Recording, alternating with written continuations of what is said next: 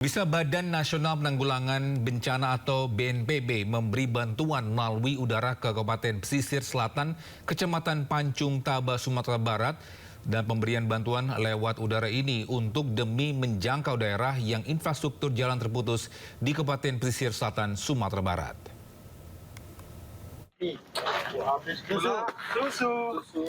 Ya pemirsa, saat ini saya tepat berada di Bandara Sultan Syahrir, Kota Padang, di mana saya akan mengikuti pendistribusian bantuan menggunakan helikopter dari BNPB untuk menyalurkan bantuan menggunakan transportasi udara, di mana kalau melewati darat infrastrukturnya masih terputus.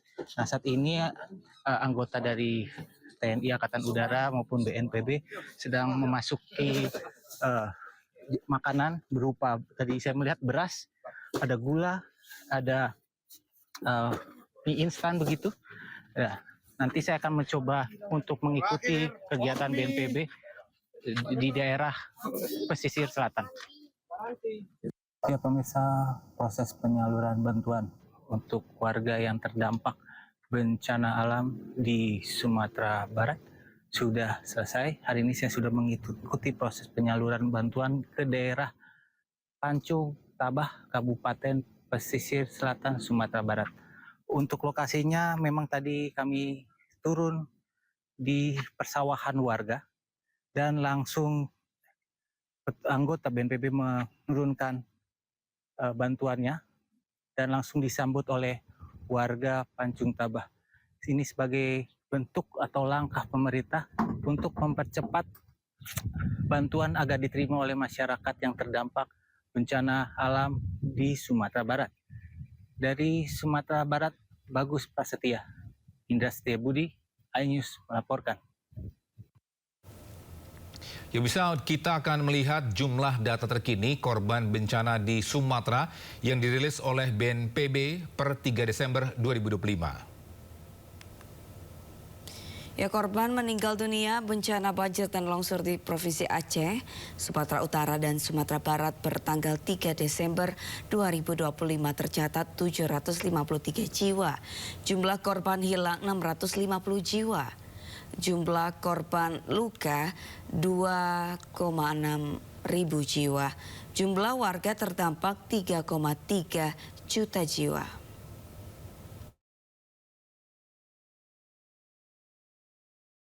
Pemerintah Provinsi Tapanuli Selatan menyerahkan proses investigasi banyaknya batang kayu gelondongan yang terseret saat terjadinya banjir bandang di Kecamatan Batang Toru ke pemerintah pusat. Sementara ribuan kubik batang kayu yang kini memenuhi permukiman warga rencananya akan dimanfaatkan untuk masyarakat sekitar.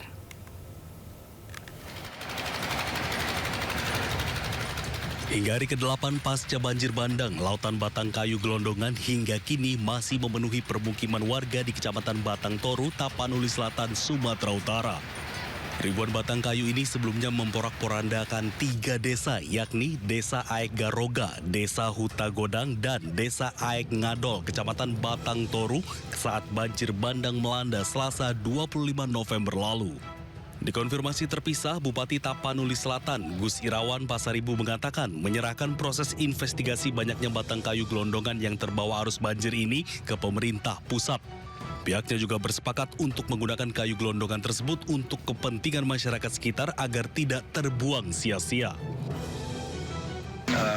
Sumber biarkan saya kira di pemerintah pusat ya, kita fokus untuk Pemulihan evakuasi dan pemulihan. Saya kira nanti kayu-kayunya kita bersepakat untuk nanti kita pool digunakan buat barangkali kepentingan masyarakat. Oh, berarti biar tidak ini ya Pak ya? Ya. Biar tidak terbuang atau merusak yang lain. gitu. Oke Pak, terima kasih Pak Bupati.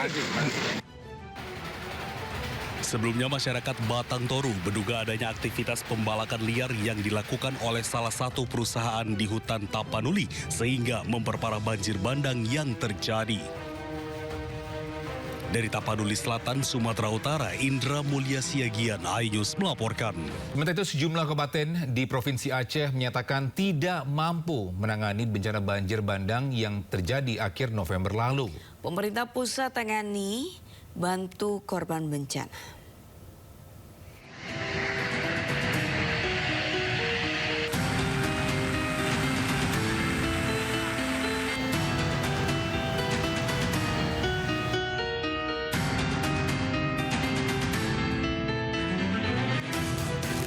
Banjir bandang yang menerjang Aceh akhir November lalu menyisakan duka mendalam. Hingga kini rumah-rumah warga masih banyak yang rusak. Tidak hanya itu, banjir bandang juga menyebabkan sejumlah kampung hilang. Ada beberapa kampung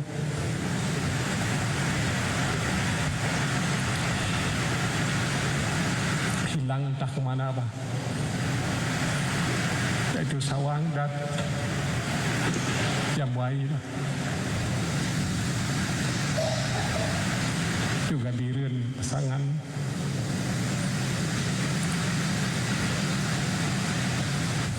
Malam itu 4 kampung juga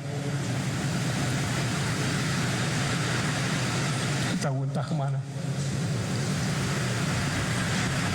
Jadi Aceh sekarang tsunami kedua, Pak. Sulitnya akses ke sejumlah wilayah membuat bantuan sulit terdistribusi. Bahkan saat ini 4 bupati menyatakan tidak mampu menangani darurat bencana daerah. 4 daerah ini adalah Aceh Selatan, Aceh Tengah, dan Pidi Jaya, serta Aceh Barat yang telah mengeluarkan surat pernyataan ketidaksanggupan dalam penanganan darurat bencana. Mendagri pun buka suara atas pernyataan para kepala daerah ini. Nah, khusus tadi ada misalnya ada kepala daerah yang menyatakan tidak sanggup, ya gimana mau sanggup? Ini teman-teman wartawan tolonglah datang ke lokasi dan melihat sendiri. Ya. Contohnya Takengon, itu yang Aceh Tengah menyampaikan bahwa dia tidak mampu menangani kan. Ya memang nggak mungkin mampu, nggak akan mungkin. Karena apa? Karena dia sendiri tertutup. Dia perlu untuk dukungan satu pangan. Pangannya harus diambil dari luar menggunakan pesawat. Dia nggak punya pesawat. Saat ini meski masih berstatus darurat bencana daerah, pemerintah pusat terus mengirimkan bantuan ke Aceh. Untuk menjangkau lokasi yang terisolir, bantuan diberikan melalui udara dan laut. Tim Liputan iNews melaporkan. Kelangkaan BBM di Mandailing, Natal, Sumatera Utara membuat warga harus mengantri berjam-jam di SPBU. Panas terik yang menyengat membuat sejumlah ibu-ibu yang mengantri jatuh pingsan.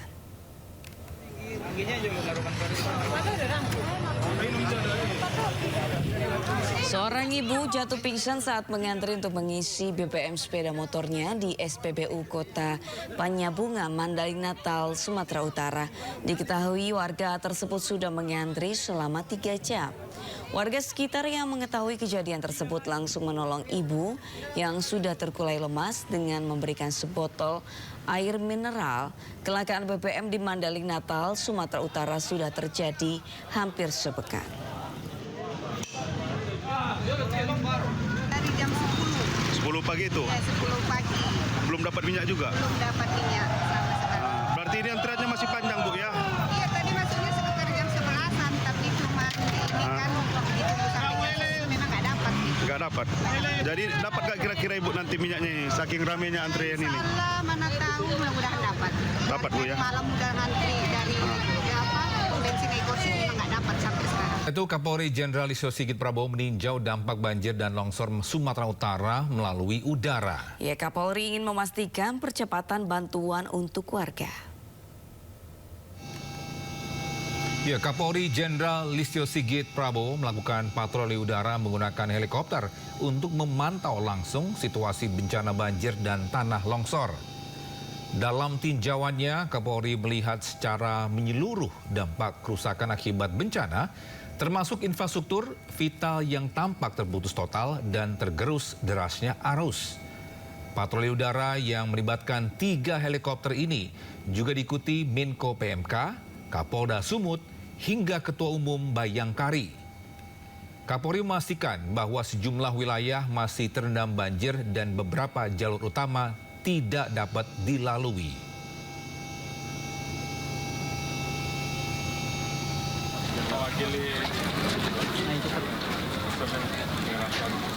Yang banyak. Dalam kesempatan itu, Kapolri juga menyerahkan bantuan untuk korban bencana. Bantuan diantaranya 8 truk yang berisi bahan makanan, pakaian, dan kebutuhan sehari-hari. Bantuan diserahkan langsung kepada Bupati Tapanuli Tengah, Masinton Pasaribu. Bantuan tersebut kemudian langsung didistribusikan ke posko pengungsian warga terdampak banjir di Gor Pandan, Tapanuli Tengah.